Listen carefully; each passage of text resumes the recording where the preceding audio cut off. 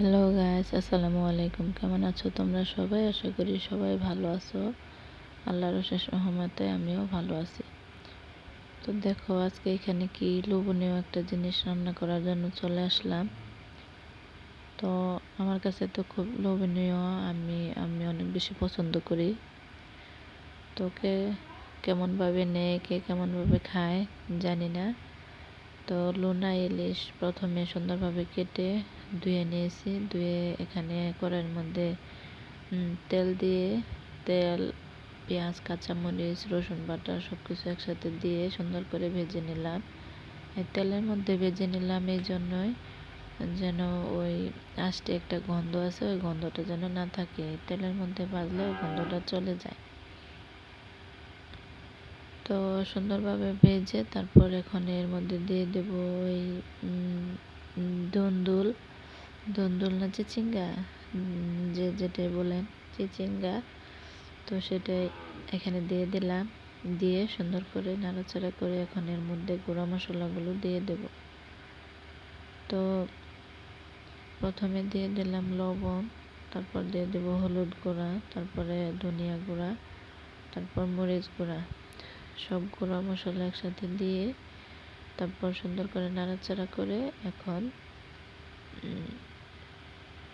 একটু পানি দিয়ে দেব কষানোর জন্য। তো পানি দিয়ে তারপর ঢাকনা দিয়ে ঢেকে রেখে দেব ওই চিচিঙ্গাটা সিদ্ধ হওয়ার জন্য। তো দেখো তোমরা, আমি চেপা, শুটকি, তারপরে লোনা ইলিশ এগুলো আমি খুবই খুবই খুবই বেশি পছন্দ করি।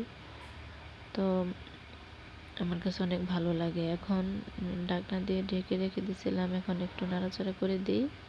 নাড়াচাড়া করে এখন দেখো এগুলা চুপসে গেছে।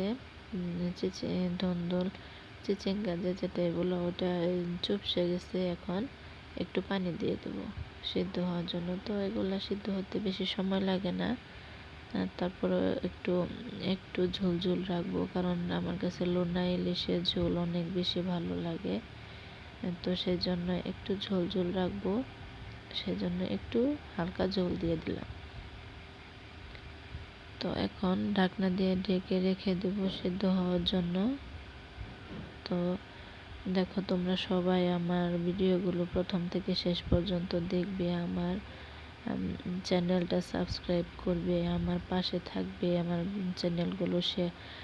চ্যানেলের ভিডিওগুলো তোমরা বন্ধুদের সাথে শেয়ার করে দেবে, আর একটা লাইক দিয়ে দেবে, আর কমেন্টের মাধ্যমে ভিডিওগুলো কেমন লাগে তোমাদের সুন্দর সুন্দর মতামত আমার কমেন্টের মাধ্যমে জানাবে। তো দেখো তরকারি হয়ে গেছে, এখন নামিয়ে নেব। তো আরেকটু হবে, তারপর নামাবো। তো দেখো তরকারি নামিয়ে নিয়েছি, অনেক সুন্দর হয়েছে দেখতে, খেতে তো দারুণ হয়েছিল। আজকের মতো এ পর্যন্ত। আসসালামু আলাইকুম, আল্লাহ হাফেজ।